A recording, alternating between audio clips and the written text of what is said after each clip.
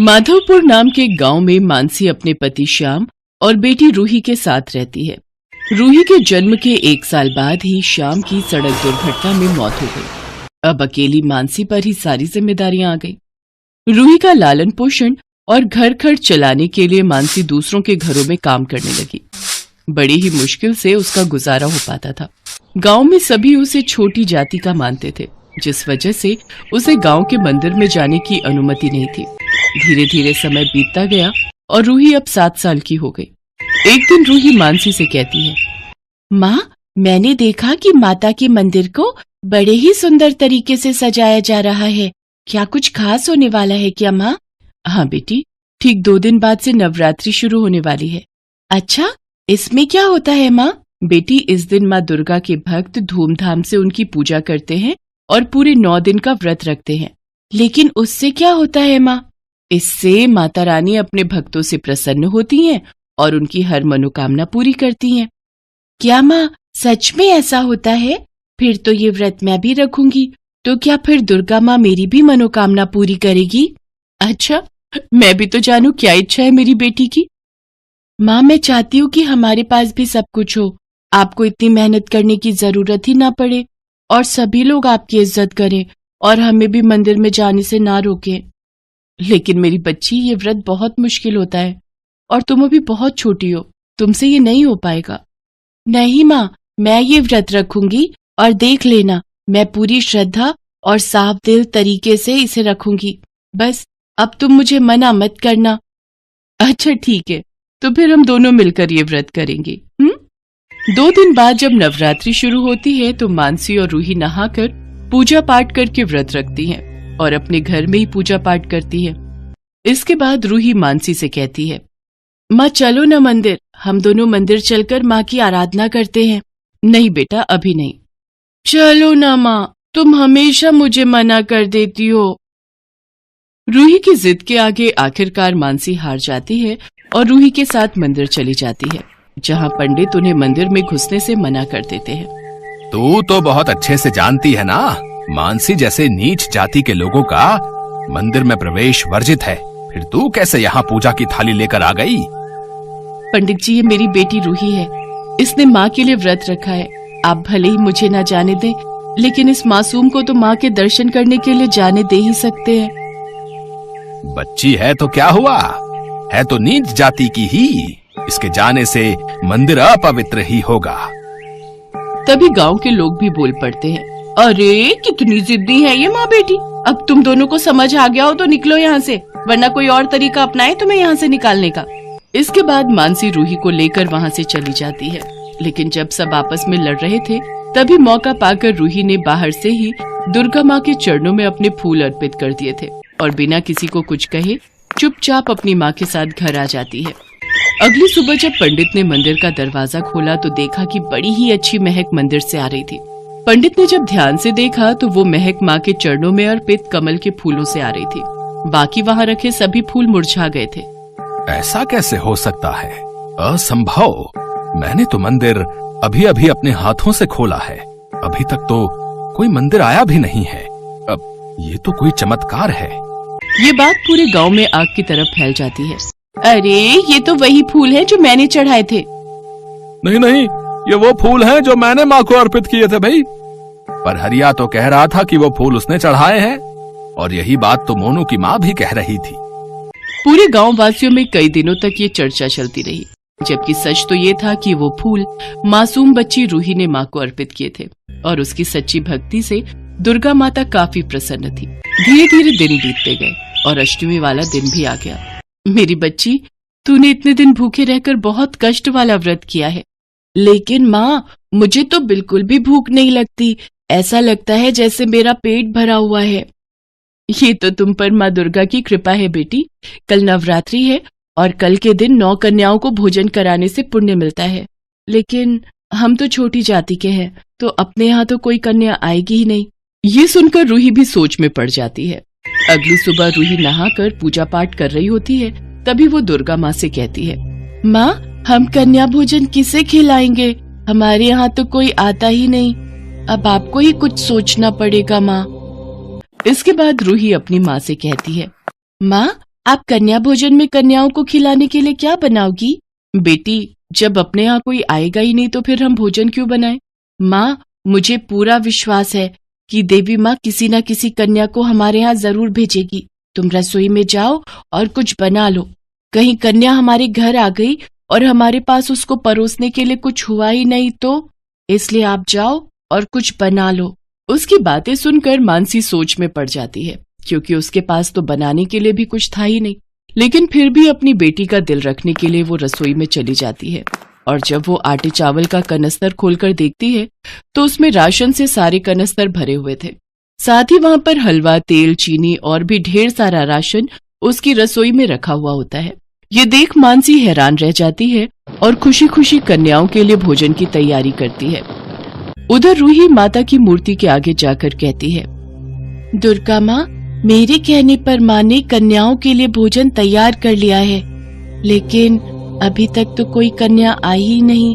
अब आप जल्दी से किसी को भेज दीजिए, नहीं तो मेरी माँ बहुत दुखी हो जाएगी और अपनी माँ को दुखी देख मैं भी दुखी हो जाऊंगी। उसकी ये पुकार दुर्गा माँ सुन लेती है और 9 कन्याओं का रूप धारण करके मानसी के घर पहुँच जाती है और उससे कहने लगती है, काकी, जल्दी से हमें भोजन करवा दो, हम बहुत दूर से आई हैं और हम सबको बहुत जोरों की भूख लगी है काकी। हे माता रानी, आपने तो हमारी प्रार्थना सुन ली। ये तो सचमुच 9 कन्या है। इसके बाद खुशी के मारे मानसी की आंखों में आंसू आ जाते हैं और वो और रूही मिलकर सभी कन्याओं को बड़े ही प्रेम से भोजन परोसती हैं। भोजन करने के बाद सभी कन्याएं वहां से चली जाती हैं। देखा माँ, मैंने कहा था ना, दुर्गा माँ हमारी जरूर सुनेगी। शाम को हम माँ के दर्शन के लिए जाएंगे। पर तुम तो जानती हो ना बेटी, हमें कोई उस मंदिर में जाने नहीं देगा। कोई बात नहीं माँ, हम मंदिर के बाहर से ही दर्शन कर लेंगे। शाम को मानसी और रूही फिर मंदिर जाते हैं, लेकिन पंडित उन्हें मंदिर के अंदर जाने नहीं देता और गांव के लोग उनकी फिर ये हरकत देखकर गुस्से में आ जाते हैं और मानसी की डंडों से पिटाई करने लगते हैं। दर्द से चीखती मानसी वहीं गिर जाती है। उसे देख रूही उससे लिपट लिपट कर रोने लगती है। तभी वहां एक तेज रोशनी प्रकट होती है जिसमें से एक आवाज आती है, मूर्ख लोगों, तुम लोग खुद को बड़ा होशियार समझते हो। तुम लोगों ने मेरी परम भक्त को तकलीफ दी है, तुम सबको इसकी सजा जरूर मिलेगी।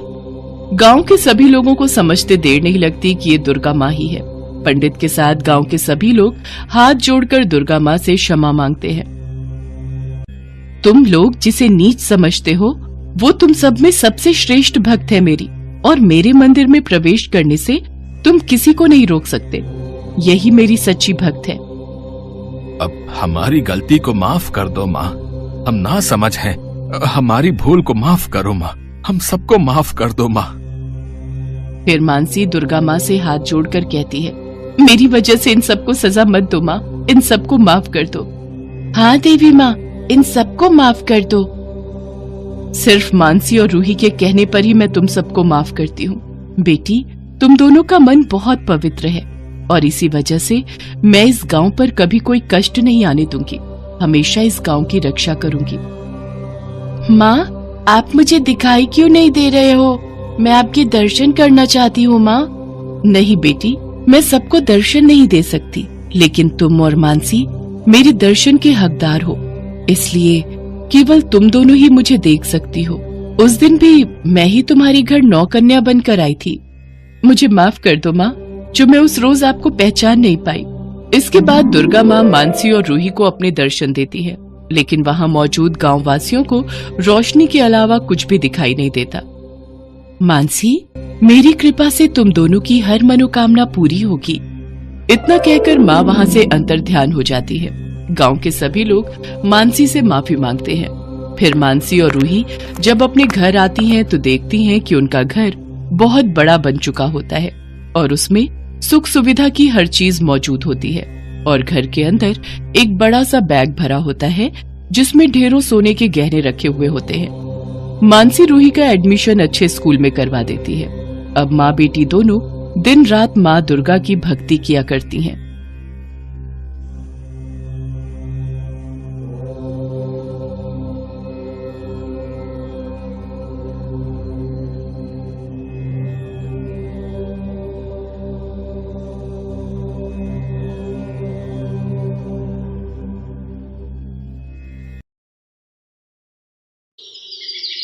चंद्रभान एक गरीब चूड़ी वाला था। वो और उसकी पत्नी रोजाना हाथ की चूड़ी बनाते और चंद्रभान गांव में गली गली घूमकर टोकरा सिर पर उठाए चूड़ी बेचता था। चंद्रभान और उसकी पत्नी निर्मला लक्ष्मी जी की बहुत पूजा आराधना किया करते थे। जय लक्ष्मी मैया, आपकी सदा ही जय हो। जय लक्ष्मी माँ। सुनो जी, क्या हुआ? आज तुम चिंता में दिखाई दे रहे हो। क्या करूं निर्मला, गांव में बड़े बाजार लगने वाले हैं। सोच रहा था त्योहारों के दिनों में बिक्री अच्छी हो जाएगी, पर गांव के बड़े चूड़ी बेचने वाले व्यापारी मुझ गरीब को कहाँ बड़े बाजारों में बैठने देंगे। इसी चिंता में बहुत परेशान हूँ। कोई बात नहीं, वैसे भी वो लोग अच्छे नहीं हैं। हम उनसे दूर रहें तो ही अच्छा है। ये लो चूड़ियाँ, मैंने टोकरी में रख दी है। निर्मला, तूने देवी लक्ष्मी की आज की चूड़ियाँ अलग रख दी ना? हाँ, मैंने उनकी लाल हरी चूड़ियाँ पहले ही उन्हें पहना दी हैं। मैं सब कुछ भूल सकती हूँ, पर देवी लक्ष्मी को रोजाना के माल में से चूड़ियाँ पहनाना मैं कभी नहीं भूलती। ठीक है निर्मला, फिर मैं काम पर जाता हूँ। चंद्रभान चूड़ी बेचने चला जाता है। कहते हैं भक्तों के द्वारा अर्पण की गई कोई भी वस्तु भगवान तक अवश्य पहुँचती है, और वही हुआ निर्मला और चंद्रभान के द्वारा। रोजाना की चढ़ाई हुई चूड़ियाँ माँ लक्ष्मी तक पहुँच रही थी, जिस बात से वे दोनों अनजान थे। देखिए स्वामी, आज मेरे प्रिय भक्त चंद्रभान और निर्मला ने मेरे लिए कितनी सुंदर चूड़ियाँ भेजी हैं। हाँ, ये तो बहुत ही अद्भुत सुंदर चूड़ियाँ हैं। बहुत मेहनत से वो इन चूड़ियों को तैयार करते हैं और रोजाना ही सबसे पहले वो चूड़ी तुम्हारे लिए ही निकालते हैं। अब देवी लक्ष्मी, चूड़ी के बदले कुछ तो आपको अपने भक्त को देना ही चाहिए। स्वामी, समय आने पर मैं ये कार्य भी अवश्य करूँगी। ऐसे ही एक दिन चंद्रभान गांव की एक गली में चूड़ियाँ बेच रहा था। चूड़ियाँ ले लो, चूड़ियाँ, हरी भरी लाल नीली पीली चूड़ियाँ। गली की कुछ औरतें चंद्रभान से चूड़ी खरीदने लगी। उन्हें चूड़ियाँ बहुत पसंद आई। हाथ की बनी ये चूड़ियाँ तो बहुत सुंदर है भैया, और सस्ते दाम भी। सही कह रही हो बहन, गांव के बड़े बाजार में तो चूड़ी वाले इतनी महंगी चूड़ी देते हैं, बड़ी मुश्किल से थोड़ी ही खरीद पाते हैं। चंद्रभान भैया, तुम्हारी चूड़ियाँ सचमुच बहुत ही सुंदर और मजबूत कांच की बनी होती हैं। शुक्रिया बहन जी, सब देवी लक्ष्मी की कृपा है। उन्हीं का नाम लेकर मैं और मेरी पत्नी चूड़ियाँ बनाते हैं। ये लीजिए, मैंने आपकी चूड़ियाँ बांध दी हैं। चंद्रभान उस दिन बहुत खुश था, क्योंकि उस दिन उसकी अच्छी कमाई हुई थी। चंद्रभान चूड़ियाँ बेचकर वापस घर की ओर जा रहा था। तभी मैं कहूँ, मोहल्ले की औरतें बड़े बाजार में हमसे चूड़ी खरीदने क्यों नहीं आती? क्योंकि तू पहले ही गलियों में बेच जाता है। आज तू नहीं बचेगा, तेरी सारी चूड़ियाँ तोड़कर हाथ में दे दूंगा। सही कह रहे भैया, इस चंद्रभान ने हमारा चूड़ियों का काम बंद करके रखा हुआ है। इसके पैसे छीन लो और इसे मारपीट कर यहाँ से दफा करो। उन चूड़ियों के व्यापारियों ने चंद्रभान को बुरी तरह से पीटा और उसकी सारी चूड़ियाँ भी तोड़कर कमाए हुए पैसे भी छीन लिए। चंद्रभान रोते रोते बेहोश हो गया। चंद्रभान को जब होश आया तब वो अपने घर पर बिस्तर पर था। निर्मला, मुझे घर कौन लाया? आपके सिर पर चोट आई है। ये लो, ये हल्दी वाला दूध बनाया है, पहले ये पी लो। दीदी, भैया जी को होश आ गया। ये देखकर मुझे तसल्ली हुई। बहन, तुम कौन हो?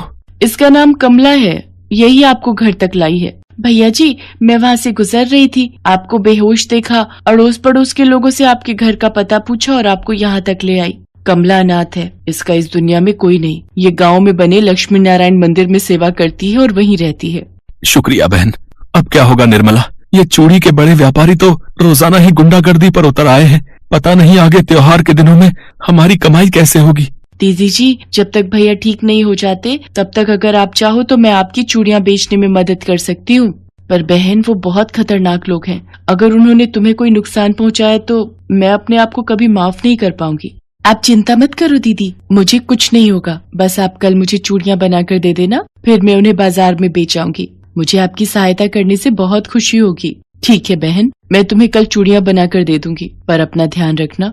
अगले दिन निर्मला कमला को चूड़ियाँ बनाकर बेचने के लिए एक टोकरी में भरकर दे देती है और नियम के अनुसार उसमें से कुछ चूड़ियाँ देवी लक्ष्मी को पहनाती है। इसके पश्चात कमला चूड़ियाँ बेचने के लिए गलियों में न जाकर गांव के बड़े बाजार में चली जाती है। चूड़ी ले लो चूड़ी, सुंदर सुंदर लाल लाल नीली पीली हरी गुलाबी कांच की चूड़ी ले लो, ले लो। अरे ये कौन है नई लड़की, चूड़ियाँ बेचने आई है? क्या इसे पता नहीं ये बाजार हम जैसे चूड़ी व्यापारियों के लिए है? लगता तो ऐसा ही है, और ग्राहक तो इसकी चूड़ियाँ खरीदते ही जा रहे हैं। आखिर इसके आसपास इतनी भीड़ कैसे है भाई? हैं? चलो भैया, इसे यहाँ से हटाते हैं। अरे हटो हटो, जाओ यहाँ से, कोई इससे चूड़ी नहीं खरीदेगा। जो भी चूड़ी खरीदनी है हमारी दुकान पर आओ। ओ लड़की, चल उठ, अपना टोकरा उठा और चल भाग यहाँ से, वरना तेरी सारी चूड़ियाँ तोड़ देंगे। अच्छा, तो ठीक है, मेरा टोकरा उठाकर दिखाओ। लगता है तू मानेगी नहीं, अब तेरी चूड़ियां तोड़नी ही पड़ेंगी। अरे ये टोकरा उठ क्यों नहीं रहा है? अरे भैया जरा मदद करो, ये तो जमीन से चिपक गया भाई। भाई ये हमसे नहीं हो पाएगा, ये टोकरा तो हम जमीन से उठा ही नहीं पा रहे हैं। तुझे तो हम छोड़ेंगे नहीं, तुझे अभी बताते हैं। चलो तुम्हें हवा की सैर कराती हूँ, घूम जाओ। अरे कोई बचाओ, ये धरती घूम रही है या हम घूम रहे हैं? हमें माफ कर दो बहन, हमें माफ कर दो, हम आज के बाद ऐसी गलती दोबारा नहीं करेंगे। हमें नीचे उतारो बहन, हम तुमसे माफी मांगते हैं, हम हवा में लटक रहे हैं, हमसे अब सहन नहीं हो रहा। एक शर्त पर तुम्हें नीचे उतार दूंगी, पहले वादा करो चंद्रभान चूड़ी वाले को तुम बिल्कुल भी तंग नहीं करोगे और ना ही उसके जैसे किसी और गरीब को, नहीं तो तुम्हारा फिर से ये हाल करने मैं जरूर आऊंगी, मेरी तुम पर नजर रहेगी।